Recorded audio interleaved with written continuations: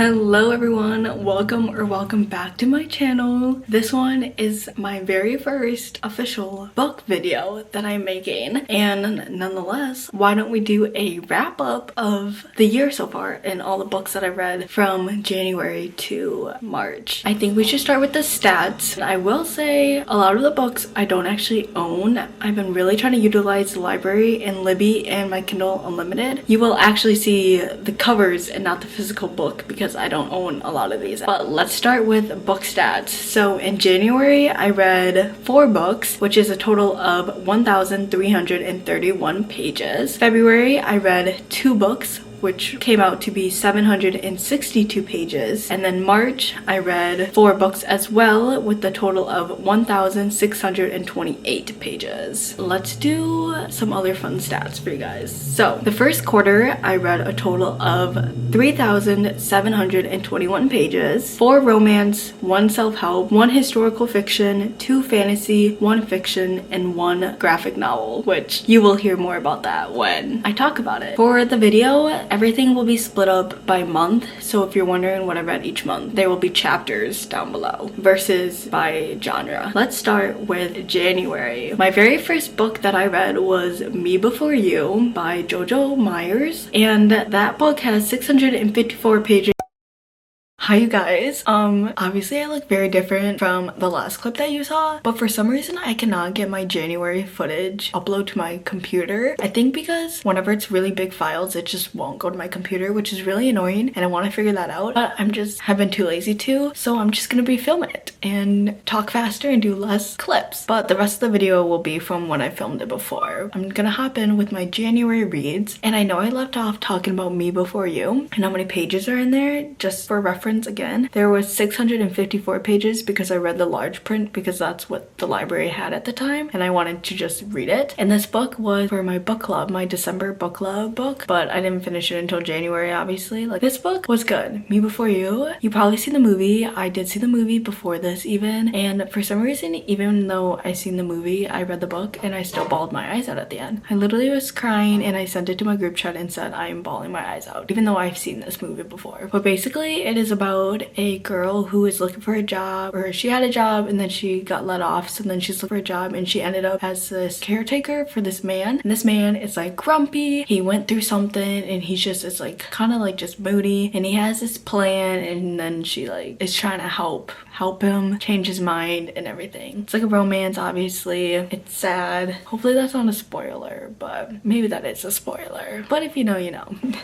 I did rate that book I did rate it 4 stars because it was still pretty good and I did like it a lot. Next book that I read was The Stonekeeper by, I don't even know how to say it. It's a YA, I don't even know if it's YA. It's a graphic novel. I'm not gonna say much about this book because I don't really read stuff like this. I'm only putting it in and counting it because I read it front to back to a kid that I work with. I work at a school and this kid wanted me to read this to him, and so I did. I read it front to back in 2 sittings. So I'm counting it because I read it front to back, and I even described the pictures and what was happening in the pictures. So in my opinion, that's reading, and I read it. So don't come at me, even though I don't think anyone's coming at me, but still. Okay, actually, I missed a book. Before I even finished Amulet, even though that was like one day, I did read Find Your People by Janine Allen because this is when I was trying to do 75 hard in the beginning of the year, and this was the nonfiction book. But I also really wanted to read this book too because I was dealing with friendships, and moving out on my own has been kind of lonely, so I kind of wanted to read a book about finding my people. There's not much to say about nonfiction. The cover kind of tells you what it's about. This one is a Christian-based book. I do rate nonfiction. I don't really know why I rate nonfiction. I shouldn't, but I do. I gave it 4 stars, mostly because a 5-star nonfiction is like one that like really changes my life. But this one was good for what it needed to do. And then the last book that I read in January was The Storied Life of AJ Fickery, and this was also for my book club. I'm in 2 book clubs, just so you know. This book club, I am doing a book challenge, and that book challenge is a bunch of prompts, and then we read a book according to the prompt. For January, the prompt was a book that has a movie to it. A Storied Life of AJ Fickery has a movie to it. I haven't seen the movie, and I don't honestly really plan to watch the movie. I don't know why, I just don't really feel like it. But this book was short and sweet, and it's also by one of my favorite authors, Gabrielle 7, and I shouldn't say my favorite authors because I've only read one other book, which is Tomorrow, Tomorrow, and Tomorrow, and I rated that like 5 stars. I loved that book. I read it last year, so I kind of had a feeling I was gonna like this book as well, and I did. I rated it a 4.5/4.75. The reason I didn't give it 5 stars was because I didn't really like the ending, I'm gonna be honest. I don't know what it was, but the ending was not for me. Okay, it wasn't horrible. I shouldn't say that. I just wish it didn't end like that, to be honest. Like, why did they? Why did they? But like, I get it. I do. I don't hate it, so that's why it still had a high rating, even though I sound very negative about it. Other than that, I love this book, and it's about this man named AJ Fickery, and he owns a bookstore, if you can't tell.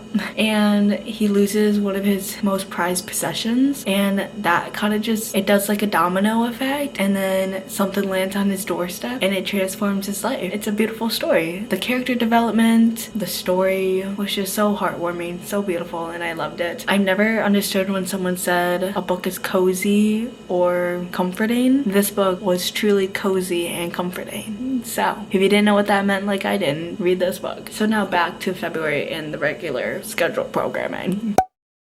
Okay, now we're on the books that I read in February, which was only 2 books. I don't even know why it was only 2 books. I just wasn't really reading in February. The first book that I read, this was for my book club as well, and it was because it's a pink cover, and that was the prompt. And that was Flawless by Elsie Silver. This book was on my physical TBR too, so I was really trying to like get books off of there. And I was like, wait, I have a pink cover. I was gonna read Happy Place again, do a reread, but then I was like, wait, I want to get this off my TBR. And it was also my Kindle Unlimited TBR. This was 378 pages, and I gave it 3 stars, which in my opinion was kind of generous on my part. I did not like this book. Okay, can I just say that? Oh no, I shouldn't say that because it wasn't horrible. This book wasn't horrible. The reason why I love these books, these romance books, because they take no brain power. I can like fly through these in no time. I just heard so much about it in her writing, so that was really why I was like wanting to read it, and I wanted to read about cowboys. I don't know why, I was intrigued. I want to hear about this small town, Chestnut Springs, and I want to read about some cowboys. And can I just say, I did not want to read about this cowboy. I don't know what it is. Maybe because I wasn't attracted to the male character, like the way they described him, the long hair and stuff, I wasn't really vibing with. But girl, it was one of those cliche stories. Maybe I just wasn't in the mood for this, so I shouldn't be so harsh, but I also wasn't in the mood for just like this girl who's like struggling in her career. Basically, it's a enemies, are they even enemies, dislike to relationship. It's a romance, it's a cowboy romance, fluffy, smutty, what can I say? See, like the back literally says a mouth he can't stop thinking about. Like that's,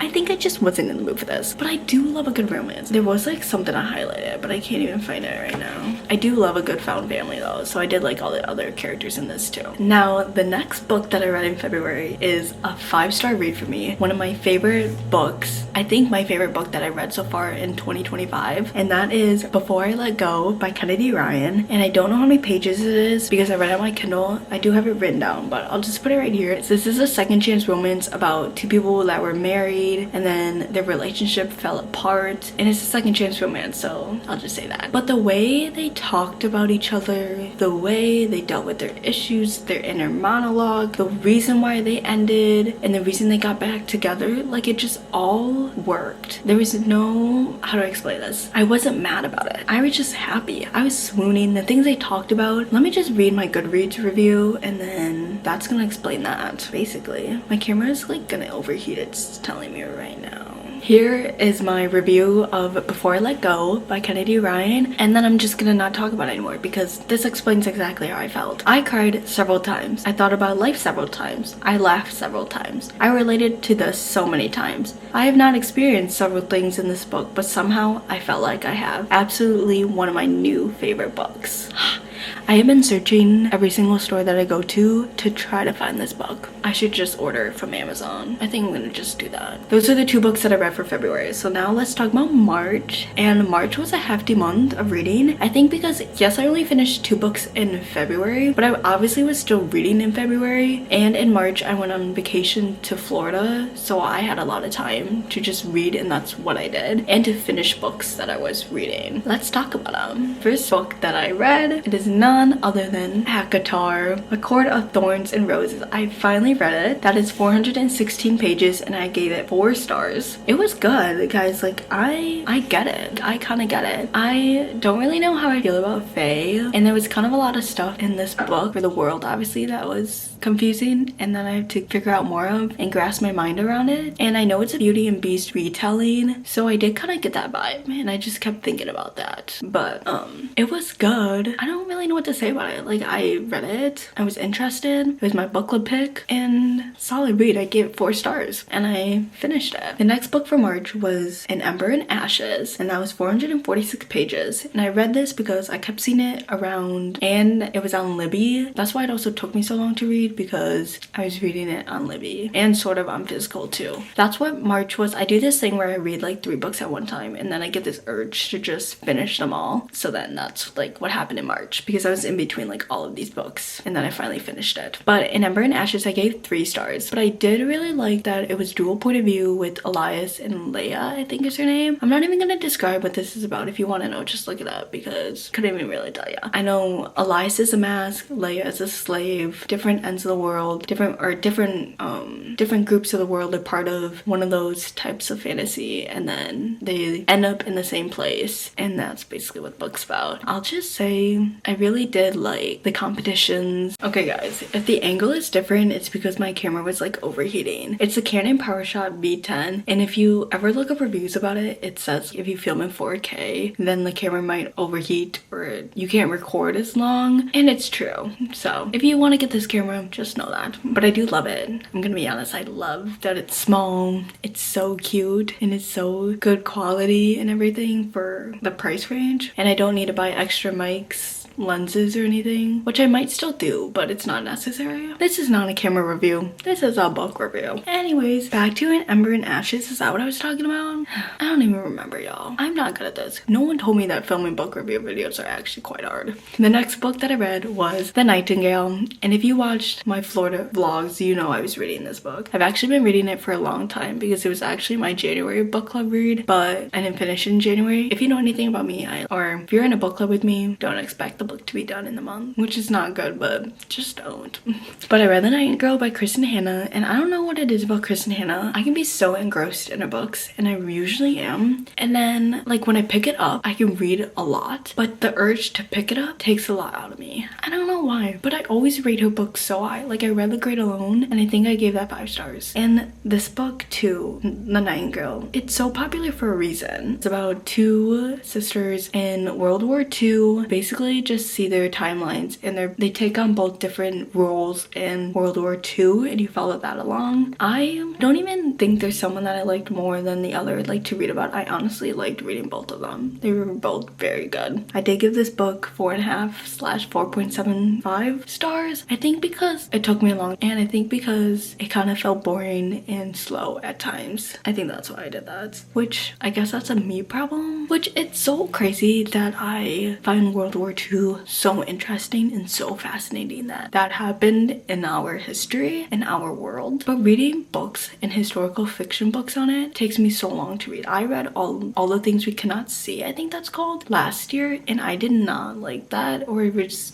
just not for me. I don't know what it was. It was really cool. What I really did like about reading this book was they're learning World War II as they go. I can look up World War II and find all the information, you know, because it's in the past, but they're living it and they're finding it out, and that was really cool to read about. And I also really liked the dynamic and showing like a sister dynamic and how the development of the sisters and their relationship and the full circle moment. In the ending, I did cry. Believe me, I cried. So I cried during that. Let's talk about the last book that I read in March, and the last book of this video, which is none other than The 7-Year Slip. Now, this was for my book challenge, and that prompt was a book with a number in the title, and obviously 7, that's in it. And if you also saw my Florida vlog, I started this book and I read it in 2 days, 1 day, because I read on the plane and everything. And it's by Ashley Poston, or Poston, I think it's Poston. It's one of my first books by her, and I bought it because I heard such good things about it. Every single person that I follow loved this book, so I obviously had to see the hype. Can I just say though, when I was also describing this to my book club, they were confused. And I'm also not the greatest at explaining things though, as you probably saw, but I was even confused reading this. And you might think, well, why didn't you like reread it or look up some things? I didn't do any of that. I just read through the confusion. I was just confused while reading it. The time travelness in this confused me a little bit. The 7-year slip kind of confused me. And you might be thinking, it was so easy. It was so understandable. Maybe it was, but this brain could not understand it,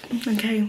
But nonetheless, I think I gave it 4 stars because this book actually had like depth in it, because there was more meaning to this book than like flawless. There was more to the relationship, and I liked how they found each other again. Is that a spoiler? Is that a spoiler? Come on, we all have to know. It's a romance book. And I did like the ending of this book. I like how it all came together and where they met again. And I really liked how it talked about one of the triggers. I'm not gonna say it because I don't want to spoil anything. I really liked how they put in perspective about what happened to the aunt. The paragraph really got me. I literally took a photo of it, or I didn't, but I really wanted to. The paragraph about it was just really good. It wasn't a bad book. I think I was just really confused. I also didn't like the nickname he gave her. Maybe that's an unpopular opinion. It made me cringe, want to throw up. Every time I read it, I was like, no thank you. I saw a negative comment about it and it was like, I hate this blank book. Can I just say what the nickname was? It was Lemon. Her name's Clementine and he named her Lemon. And the comment was, I hate this lemon book. And low-key, I felt the same. Not the book, but I hated the nickname. I understood it and maybe it's cute, and I love a good nickname. And I just didn't like that nickname. So that is all the books that I've read in 2025 so far. That is my January through March reading wrap up. Thank you guys for watching. There will be many more book videos coming, and I will get better at how to do book reviews and book summary explanations. But thank you for bearing with me for this first video. I hope you liked it, and I'll see you all again in the next video. Bye guys.